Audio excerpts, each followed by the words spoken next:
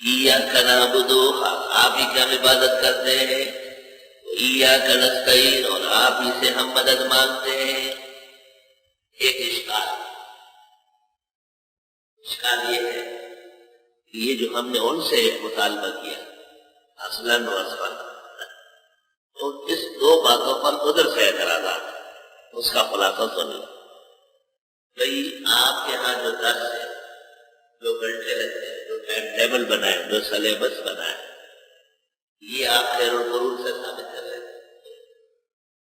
دوسرا یہ کہ آپ کی جو تبلیغی جماعت ہے اور آپ کے جو بزرگان دین کے سلسلے ہیں، نقشبندی، چشتی، قادری، سروردی، اور آپ کے جو درس و تعلیم کے ہیئتیں ہیں، اس کو دیوبندی سے پوچھتے ثواب سمجھتے ہیں کہ سر آپ کو آپ اس کو اصلاً و اصلاً ثابت کر۔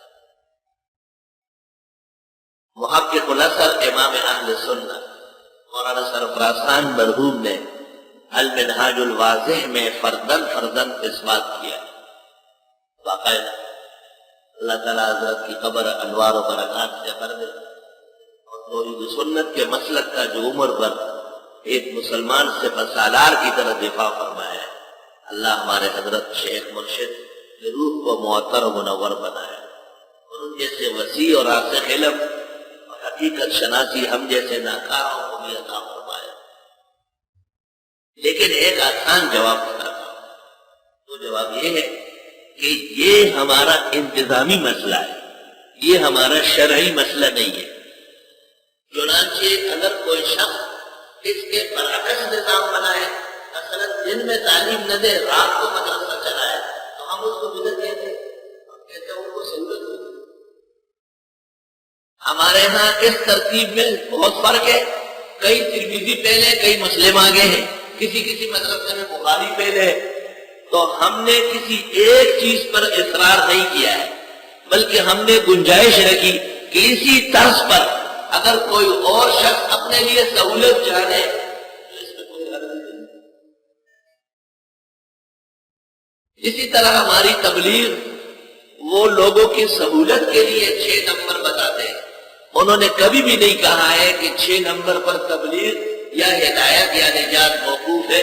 وہ کہتے ہیں اس طرح سہولت ہے، سہولت ایک قاری صاحب بچے کو کہتے ہیں 15 مرتبہ پڑھنا ہے، دوسرے قاری صاحب بچے کو کہتے ہیں 20 دفعہ تم نے پڑھنا ہے۔ اس کے لیے دلیل ثبوت کی کیا ضرورت؟ یہ تو تجرباتی اور انتظامی مسائل ہیں۔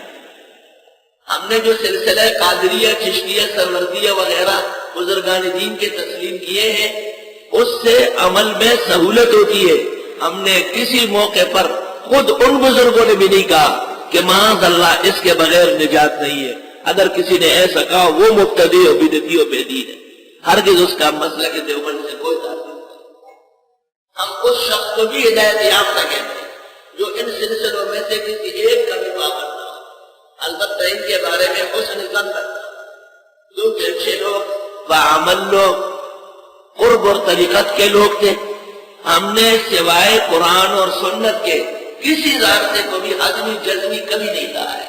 یہاں تک کہ امام اعظم ابو حنیفہ کے ماننے والے، ان کے علاوہ جو اور اماموں کے ماننے والے، ہم ان کو اہل حق کہتے ہیں نہیں، تو ہم پر اشکال ان کا ایک معصوم اور بیہودہ قسم کے بچے کی طرف سے اشکال ہے، کسی فقی کا اشکال نہیں ہے۔ وہ بخلاف اس کے کہ ان کے نزدیک جو تیجا چیلم برسی نہ کرے وہ بدعتی، اسلام سے خارج، جو قبروں پر چادر نہ ڈالے وہ اہل سنت سے خارج، جو کھڑے ہو کر صلاۃ و سلام نہ پڑھے وہ سنی نہیں۔